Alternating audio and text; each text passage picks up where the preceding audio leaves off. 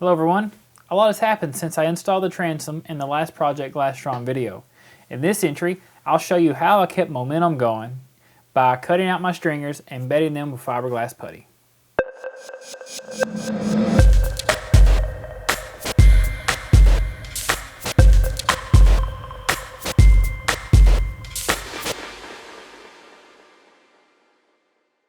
Alright, well hello again.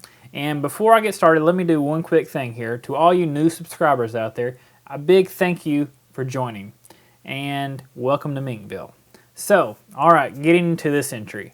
If you remember from video number 5 on Project Glastron, I showed you how I was able to remove the stringers and keep 2 of them intact without them falling apart. So what I was able to do since then, fast forwarding now, where I used those 2 original stringers to make my new stringers. To do this, I placed them onto new boards, then I traced their shapes and proceeded to cut out the new stringers. Now on my boat there are 5 stringers, 2 of which sat at an angle. So I had to cut that angle that they rested at out of the bottom, making sure they set at their proper angle when in the boat. These 2 stringers go on either side of the center dagger stringer. Alright, so just like I did when I cut the transom, next I took this measurement, as I was saying, and matched it to my saw blade. Then I cut the stringers out. When these stringers get to the front of the boat, they pitch up. So Glastron had them cut to do this pitch here. Again, so I matched what Glastron did on these stringers, and I cut them the same way.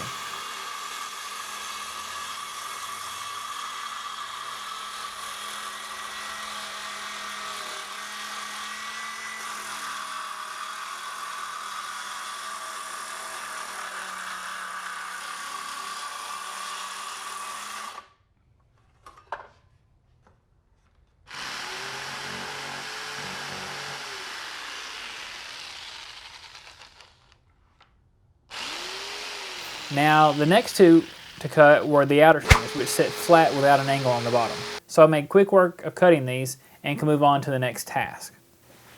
Alright, so at this point I have 4 stringers cut and ready to go in the boat.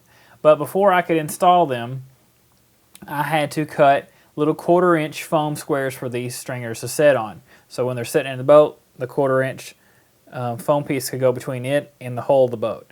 Also, I was going to be using fiberglass putty to bed these stringers, so by putting my bead of putty down, I poked the foam down in the putty. But real quick, let me show you how I cut the foam squares and what I did. I went to Lowe's and I bought a project square of foam. And then I took my scroll saw and I put a cutting plane on it, which is basically a 2x4 clamp. And what I did was I measured from the blade to the 2x4 precisely 1/4 inch. And I made sure that it was square no matter how you slit it. So then I started it up, put my piece of project foam on the proper side, and I slid it through just like a table saw, and it would cut these long strips of 1/4 inch foam. Then after it was cut, I just took a box cutter and cut the foam to the desired shape from there, which was basically just these little square tabs. And then I just filled up this little paint tray with them so I could get to them easy access when I was putting the putty down on the stringer. Alright, so with the foam squares made up, I could move on to the bedding process. To do this, I made up several batches of fiberglass putty.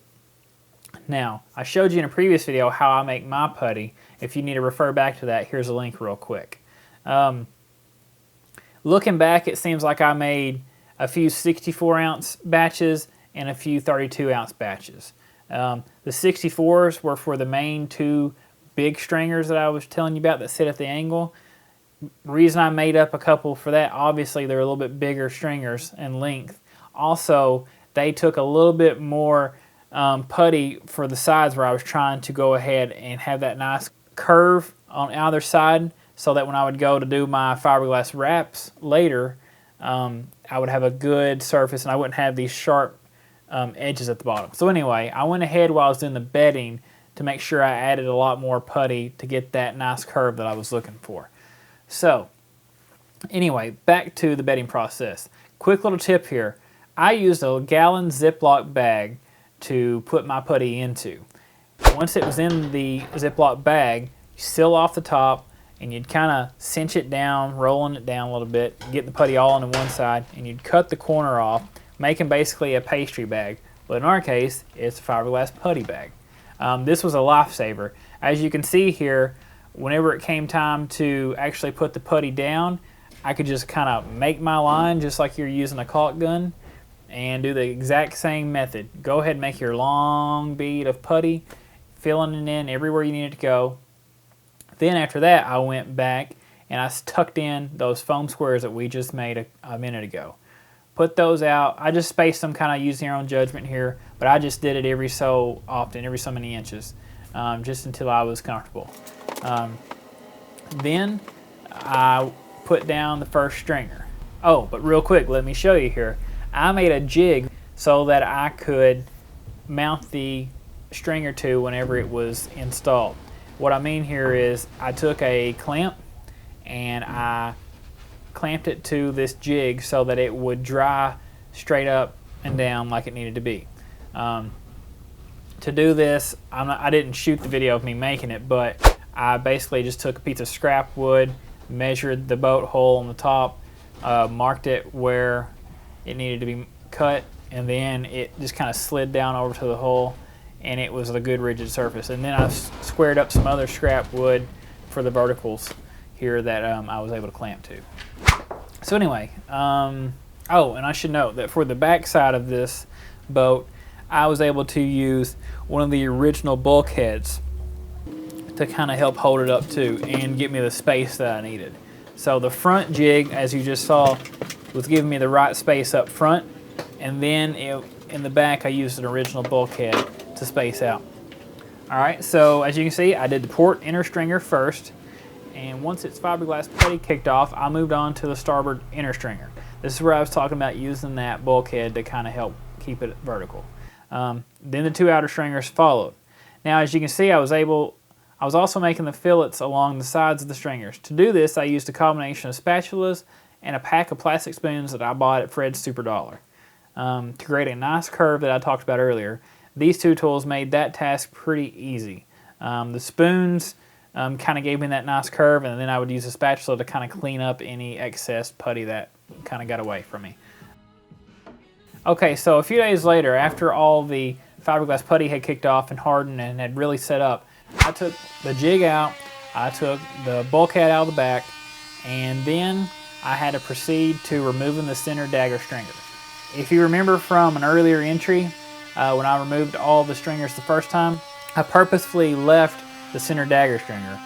It was advice to me given on the iBoats forums from a member that if I could leave one of the stringers, it would really help while I was doing all the grinding and stuff the first time around. It would help keep the hull from getting really out of shape and so forth. So, as you know what I'm about to say here, back to the grinding process after I got this stringer cut out. It was pretty easy to cut out because I had done the other one so long ago, and I learned a lot about cutting the old stuff out of this boat and just kind of the tips and tricks of it all. It was pretty easy work to do this again. Got this one out, no problem. There was little to zero rot on this one actually. It was pretty well covered, unlike the other four that I took out. So anyway, rolled the boat outside, put all that gear back on to do the grinding process. The only good thing I can say about this time around is that it was around 30 to 40 degrees outside, I want to say. I guess it was still kind of February here in Arkansas, and we still had ice and snow that came after this little session that I did here of grinding. But anyway, I made pretty quick work of it. Wasn't a lot to grind, unlike the others, because I did a lot of the grinding down to the sides of it when I was grinding out the hull the first time. So, got it ground out. Alright, so quick confession. While I was grinding out the center dagger stringer here, I ate through the hull in a couple little spots. So, again, like I've done before, I had to crawl under the boat, tape up the hull, crawl back into the top of the boat, and apply 2 layers of 1708 patches. But first, before I applied the patches, I mixed up some putty, put the putty in first, then put the patches in, and then so far and so forth. That's how I did that, just like I've done before. If you remember when I did the transom, I had to patch a few holes underneath where the transom rested. Well, wouldn't be complete if I didn't make a couple more holes in the hull while grinding. Glad all the grinding stuff is actually 100% done. There's no more to do on this boat from here on out. So this was the very last thing I had to do. All right, so after a few days, I came back once these patches were fully cured, embedded in the center dagger stringer. This process was the same as the other four. Putting my putty in a bag, cutting it off, making a pastry or putty bag out of a Ziploc bag, putting my line of putty down, putting in the foam squares, seating the center dagger stringer down. And again, as I did before with the other two stringers that go on either side of this stringer, I used that bulkhead. Putting it back in again, it was able to go on around the stringer and kept it vertical with those other two being solid in place. So anyway, that's what happened here. All right, so that's where I'm going to end this video. But before I do, let me answer a question that might have come up while you were watching it. I chose to install 4 stringers and then remove the center one after I got those 4 bedded in and not glassed in. You may be wondering, why didn't you glass them in? Well, to be honest, I didn't glass them in 100% because I had to build bulkheads that needed to be glassed in at the same time they were glassed in. I mean, honestly, I could have waited on the glassing of the center 2 stringers and just done the outer stringers, but to me, I wanted to go ahead and make work of all of it at the same time. So, again, I installed the 4, cut out the center, and then bedded it in. Next, I could go on to building my bulkheads, and then once those were done, I'll be glassing them all in at the same time. That's a little foreshadowing for next time, where I'll show you the glassing process of the stringers. So thanks for watching. I know this video was a little bit overdue, but thanks for hanging in there. This was a big project on this entry here, and I'm glad it's done. So thanks for watching again, and I'll see you next time.